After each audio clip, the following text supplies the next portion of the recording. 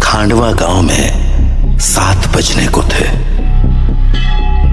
और हर शाम की तरह आज भी चारों ओर घंटे की आवाज गूंज रही थी। 7 बजने वाले हैं, अपने अपने घरों की तरफ बढ़ते रहें। 7 बजने वाले हैं, अपने अपने घरों की तरफ बढ़ते रहें। हेलो जी राणा साहब। बोला 7 बजने वाले हैं, सब लोग घर गए या नहीं? जी राणा साहब, लगभग सब चले ही गए। लगभग? तू जानता है ना 7 बजे के बाद क्या होता है? फौरन घर भेज सबको। जी आप चिंता मत कीजिए, 7 बजने से पहले मैं सभी को घर भेज दूंगा। ठीक है, तू भी जल्द घर चले जा। जी राणा साहब, कल मिलते हैं। देव। हाँ पापा। 7 बजने वाले हैं, जाओ जाके सारे खिड़की दरवाजे बंद कर दो। हाँ पापा। 7 बजने वाला है, अपने अपने घरों की तरफ बढ़ते रहो। ये चढ़ो रे सब, दुकान बंद हो गई अब। अरे काकी चाय तो पिला दे। रे बावड़े, घंटी की आवाज ना सुनी के तेने? 7 बजने को है, जल्दी से घर निकल वरना। अरे बुढ़िया तो बहुत सोचती है, ये सब बस फालतू की बातें हैं, इतना दिमाग मत लगाया कर। बब्बन बेटे, थारे से बहस करने का समय ना है हमारे पास। बेहतर होगा कि 7 बजने से पहले तू अपने घर पहुंच जा, क्योंकि अगर रास्ते में वो मिल गए ना तो दोबारा यहाँ मत आइयो, क्योंकि मैं दरवाजा ना खोलूंगी, समझ गया? जा यहाँ से अब। हाँ जाता हूँ। हाँ बोलो राणा सा। काकी सब लोग घर चले गए ना? हाँ सब चले गए। ठीक है, आप भी याद से खिड़की दरवाजे बंद कर लेना। रोज फोन करके यही बोले है तू। अरे 7 महीनों से गांव में कुछ ना हुआ तो अब क्या हो जाएगा? 7 महीने पहले जो हुआ था वो दोबारा भी हो सकता है, इसलिए सावधानी जरूरी है। पापा। हाँ? सारे खिड़की दरवाजे लगा दिए। और पर्दे लगाए? पर्दे क्यों, खिड़कियां लगा तो दी हैं, और वैसे भी वो लोग तो तभी अंदर आ सकते हैं ना जब उन्हें अंदर बुलाया जाए, तो फिर। देव, होश में हो? ये क्या बोल रहे हो? अरे हम पर्दे उनसे छिपने के लिए थोड़ी लगाते हैं, बल्कि इसलिए लगाते हैं ताकि हम उन्हें ना देख सके, उनसे बात ना कर सके और उनके बहकावे में ना आ सके। ऐसी गलती बहुत से लोगों ने की थी, उनके साथ क्या हुआ ये पूरा गांव जानता है, इसीलिए अच्छा होगा कि हम वो गलतियां ना दोहराएं। पापा, क्या मम्मी के साथ भी ऐसा ही कुछ हुआ था? क्या वो भी?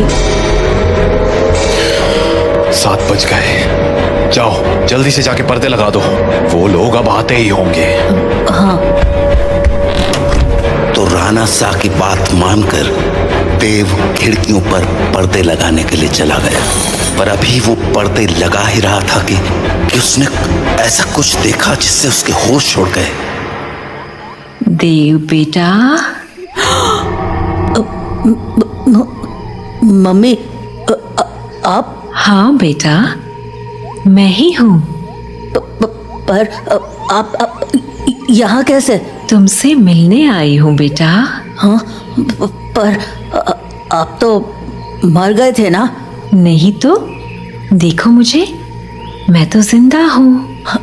लेकिन पापा ने तो बोला आप मर चुके हो। फिर? तुम्हारे पापा झूठ बोल रहे हैं बेटा।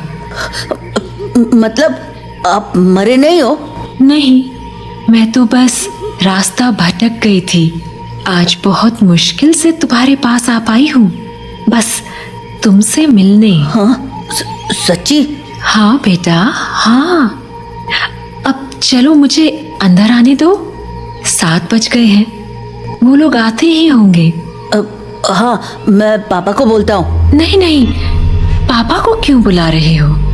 वो मुझे देख तो पाएंगे नहीं, और जब तक मैं उन्हें समझाऊंगी तब तक तो बहुत देर हो जाएगी, इसलिए तुम ही जल्दी से दरवाजा खोल दो, जाओ। पर पापा ने 7 बजे के बाद दरवाजा खोलने से मना किया है। बेटा, मेरे पास ज्यादा वक्त नहीं है, मैं ज्यादा देर तक बाहर नहीं रह सकती। तुमने दरवाजा नहीं खोला तो? नहीं, मैं खोलता हूँ। थैंक यू बेटा। तो देव अपने घर के दरवाजे पर पहुंचा और दरवाजा खोल दिया। पर जब सामने कोई नहीं देखा तो उसने अपनी मम्मी को आवाजें लगानी शुरू की।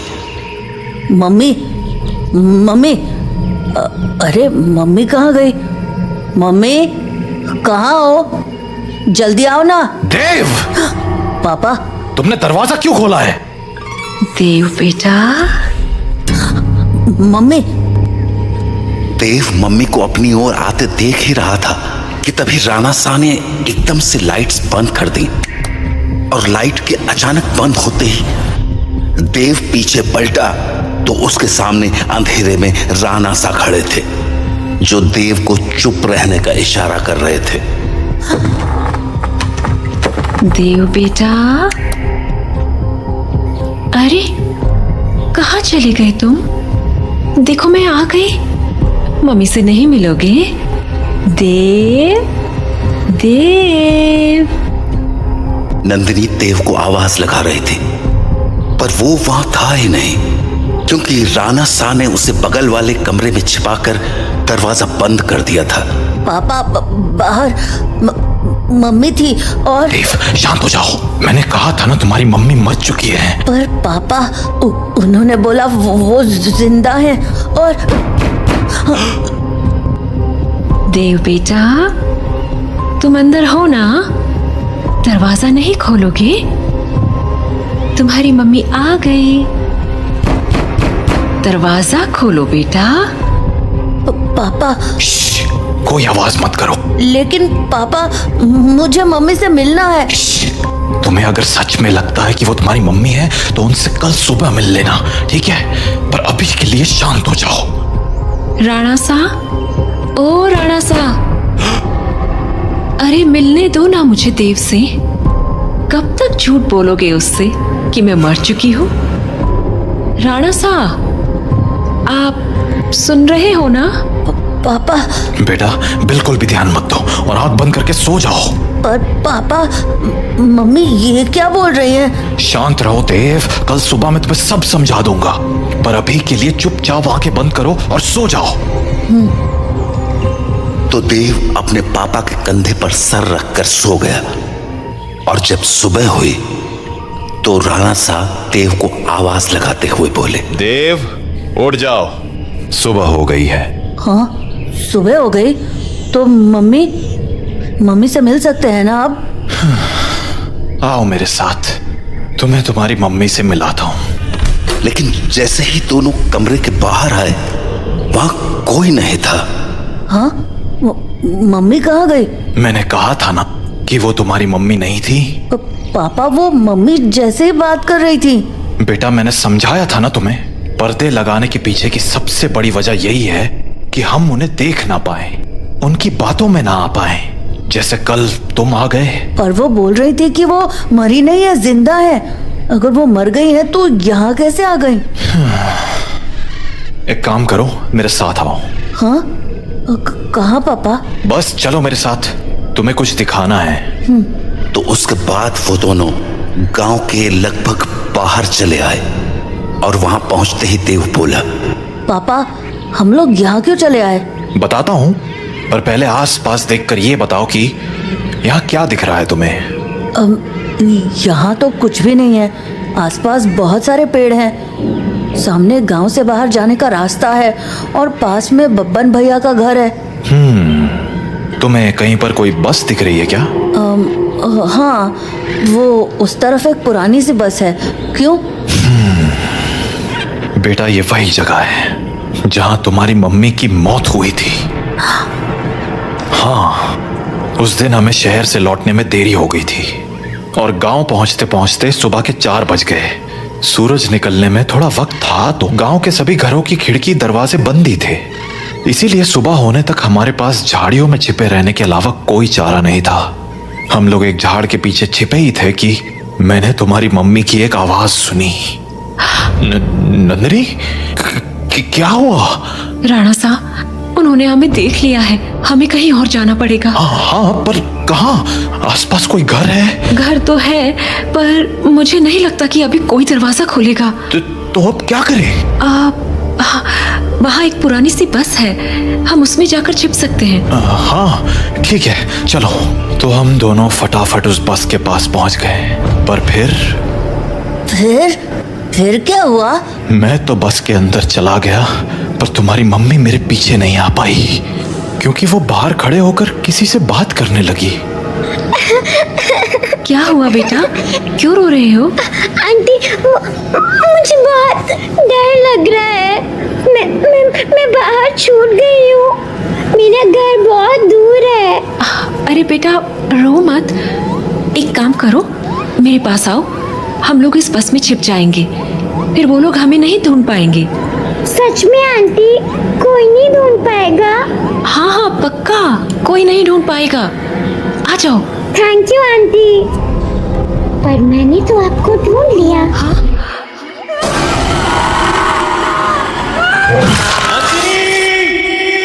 मैं नंदिनी को बचाने के लिए बस के बाहर जाने लगा, पर तब तक बहुत देर हो चुकी थी। बस को उन लोगों ने चारों तरफ से घेर लिया था। हेलो अंकल, बाहर आओ ना, खेलो हमारे साथ।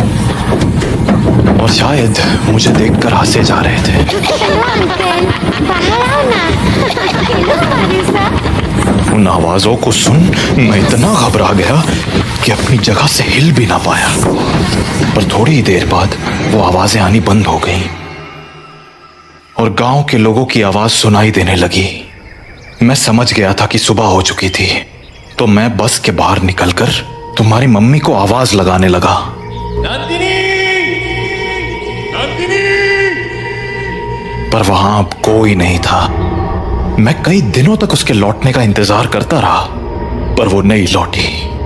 फिर जब गांव वालों ने मुझे बताया कि रात 7 बजे के बाद उन बाशिंदों के साथ नंदिनी भी शिकार पर आती है, तो मुझे इस गांव का एक गहरा राज समझ आया। क्या राज? यही कि जो लोग रात को इस गांव में आते हैं वो इसी गांव के रहने वाले थे, पर उनकी मौत के बाद वो ऐसे बन गए।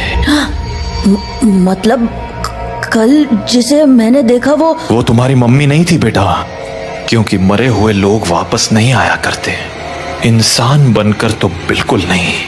अपने पापा से बात करने के बाद देव के मन में बहुत सारी बातें चल रही थी और वो उन्हीं ख्यालों में खोया हुआ काकी की दुकान में बैठा हुआ था कि तभी हर तरफ से घंटे की आवाजें आना शुरू हो गईं। 7 बजने वाला है, अपने अपने घरों की तरफ बढ़ते रहो। चलो चलो, घंटा बज गया, निकलो अपने अपने घरों को। अरे बुढ़िया, तू फिर शुरू हो गई। बोला था ना ये सब फालतू की बातें। अरे बावड़े, दिमाग फिर गया है क्या तारा? जानता है ना, 7 बजे के बाद बाहर के हुए कच्चा चबा जावेंगे वो बाशिंदे। अच्छा, और तुझे कैसे पता कि वो कच्चा चबा जावेंगे? क्योंकि आज तक जो भी रात को बाहर रुका है वो मारा ही गया है। अच्छा, फिर थारा राणा सा कैसे बच गया? हाँ, वो भी तो फंसा था ना रात को अपनी लुगाई के साथ। मैंने बोला ना, थारी फालतू बातें सुनने के लिए हमारे पास टेम ना है। जा निकल अब यहाँ से। हाँ जाता हूँ। इतना कहकर बब्बन वहां से चला गया, पर बब्बन की बात ने देव का ध्यान जरूर खींच लिया था। तो वो भी अब ये सोचने लगा था कि उस रात उसकी मम्मी तो मर गई, पर पापा कैसे बच गए। वो ये सब बातें सोच ही रहा था कि तभी काकी बोली, अरे छोरे, हाँ बात ना सुनी क्या तूने हमारी? बोला ना घर निकल। जी काकी। तो देव हड़बड़ाता हुआ काकी की दुकान से बाहर निकल आया। वो घर के लिए निकलने ही वाला था कि उसके मन में एक और ख्याल आया और वो सीधा बब्बन के पीछे चल पड़ा। बब्बन भैया! क्या हो गया छोरे, कहाँ भागा चला रहा है? वो मुझे ना आपसे एक बात पूछनी है। पूछ। वो अरे जल्दी बोल, पता है ना 7 बजने को है। तू घर नहीं पहुंचा तो थारा बाप सर पीट लेगा। वो आप वहाँ काकी को बोल रहे थे ना कि एक रात मेरे पापा और मम्मी बाहर रह गए थे और मम्मी को तो उन लोगों ने मार दिया था, पर पापा किसी तरह बच गए। वे तुम्हारे पास मारी ही बात दोहराने आया है के? जल्दी पूछना के पूछने तने। नहीं, मैं ये बोल रहा था कि आपका भी घर उसी टूटी फूटी बस के पास है ना? हाँ तो आपने कुछ देखा था क्या? कमाल है, बाप अंधा कानून और बेटा सरलॉक। हाँ देखा था, सब देखा था। कैसे उन बाशिंदों ने थारी माँ को नोच खाया था। खाना तो वो थारे बाप को भी चाहते थे, और थारा बाप साला बस में छिपा बैठा था, और वो लोग न जाने क्यों अंदर ना जा पा रहे थे। वो सारे लोग सूरज निकलने तक बस को घेरे खड़े थे। कोई बस को पीट रहा था तो कोई चीख रहा था, पर अंदर कोई ना जा पा रहा था। पर वो लोग घुस क्यों नहीं पा रहे थे? क्योंकि 7 बज गए, बातचीत का टाइम खत्म। अब चल हमारे साथ। नहीं, मैं घर जाता हूँ। रे बावले, अब घर जाने का मौका खत्म हो गया। आधे रास्ते में ही कोई ना कोई नोच खावेगा तुझे। चल अब हमारे साथ। तो बब्बन देव को लेकर अपने घर चला गया। वहीं राणा सा अपने घर में परेशान हुए जा रहे थे। ये देव कहाँ रह गया? अब तक घर क्यों नहीं आया? काकी को पूछता हूँ। हेलो काकी। हाँ राणा सा, मारे को लग ही रहा था कि थारा फोन आवेगा। सब लोग जा चुके हैं और दरवाजे खिड़कियां भी लगा ली हैं मैंने, इसलिए चिंता मत। काकी देव है क्या वहाँ? हाँ देव, वो तो कब का निकल गया यहाँ से। देव घर नहीं लौटा है क्या? तुम एक काम करो सा, बाकी लोगों को फोन करके पूछ ले, क्या पता देव किसी के यहाँ रुक गया हो। ठीक है। जहाँ राणा सा देव को हर जगह ढूंढे जा रहे थे, वहीं देव बब्बन के साथ उसके घर चला आया था। तो अभी वो दोनों साथ में बैठे ही थे कि देव को बाहर से एक जानी पहचानी आवाज सुनाई पड़ी। बब्बन, ओ बब्बन, देख मैं आ गई। ये तो मेरी मम्मी की आवाज है। सही पहचाना छोड़े, तारी मम्मी ही है बाहर। अब एक काम कर, यहीं रुक और यहाँ से तमाशा देख। तो बब्बन खिड़की के पास गया और पर्दे हटा दिए।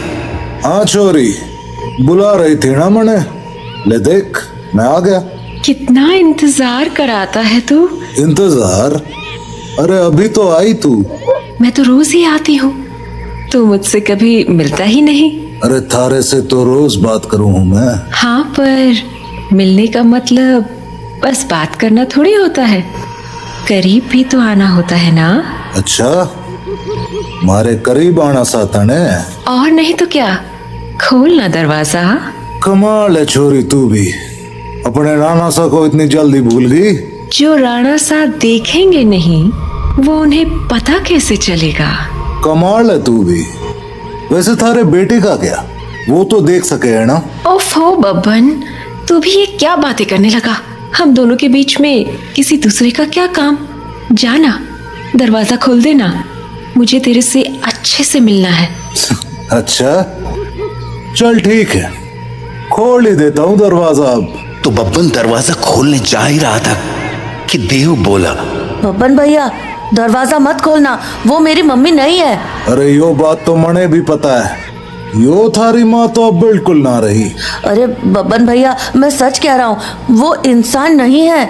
वो इंसान है या नहीं, ये तुझे अभी पता चल जाएगा, तू बस देखता जा। तो इतना कहकर बब्बन ने दरवाजा खोल दिया और सामने खड़ी नंदिनी से बोला, हाँ छोरी, मिलना था ना तने मारे से, आजा अंदर आजा। बब्बन की बात सुनकर देव के तो होश ही उड़ गए। पर तभी कुछ अजीब हुआ।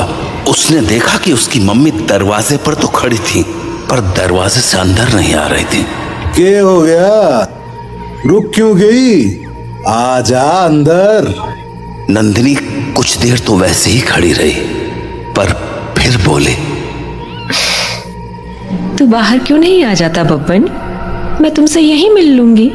अरे अभी तो अंदर बुलाने को कह रही थी, अब बाहर बुला रही।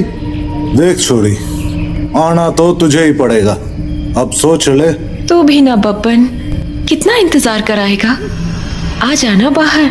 नंदिनी के जवाबों को सुनकर देव के मन में बहुत सारे सवाल उठने लगे थे, जैसे कि उसकी मम्मी घर के अंदर क्यों नहीं आ रही थी और वो बार बार बब्बन को बाहर आने को क्यों कह रही थी। देव धीरे धीरे बब्बन के पास पहुंच गया, पर इससे पहले कि वो बब्बन से कुछ पूछता, उसे नंदिनी ने देख लिया और वो बोली, अरे बेटा देव, तुम भी यहाँ हो? आओ ना, मम्मी से नहीं मिलोगे? कल हम मिल नहीं पाए थे ना? आ जाओ, आज मिलते हैं। देखो, बाहर तुम्हारे साथ खेलने के लिए इतने सारे बच्चे भी हैं। हम खूब मजे करेंगे। आ जाओ बेटा। नंदिनी और उसके साथ उन बच्चों की टोली को देखकर देव को डर तो बहुत लगा, पर उसने नंदिनी की बातों पर ध्यान न देते हुए बब्बन से पूछा, बब्बन भैया, दरवाजा तो खुला है और आपने मम्मी को अंदर आने को भी बोल दिया है, फिर वो अंदर क्यों नहीं आ रही हैं? और ये बच्चे भी बाहर ही खड़े हैं, क्यों? समझदार लगे तू, सही सवाल पूछना जाने। हाँ, मतलब यो कि जिस रात मैंने थारी माँ को मरते हुए देखा, उस रात मैं भी यही सोच रहा था कि आखिर इन बाशिंदों ने थारे बाप को क्यों नहीं मारा, वो बस के अंदर क्यों ना गए। तो अगली सुबह मैं बस के अंदर गया, ये देखने कि आखिर वहां ऐसा था क्या जिसने उन बाशिंदों को रोक दिया था। पहले तो मुझे कुछ समझ नहीं आया, पर फिर मुझे जवाब मिल गया। क्या जवाब? वो देख। हाँ? यो है रुद्राक्ष की माला। यही वो चीज थी जिसने थारे बाप की जान बचाई थी। बस के अंदर यही लटकी हुई थी। मने इसके पीछे की वजह तो ना मालूम है, पर इतना जरूर पता है कि इस रुद्राक्ष की माला को दरवाजे पे टांग दो तो ये साले चाके भी घर के अंदर नहीं घुस पाएंगे। सच में? और नहीं तो के। तो आपको पक्का पता है कि ये इसी रुद्राक्ष के कारण अंदर नहीं आते हैं? रुद्राक्ष उतार के दिखाऊं? देखेगा क्या होता है? हाँ? नहीं। छोरे, यो कोई पहली बार नहीं करा है मैंने। सारी जांच करने के बाद ही अपने दरवाजे पे टांगा है इस रुद्राक्ष को, समझ गया? ये ले, थारे बाप ने फोन मिला दिया। हेलो, हाँ राणा सा, हाँ, चिंता ना करो, थारा छोरा हमारे पास ही है और पूरी तरह सुरक्षित है। चलो, शुभ रात्रि।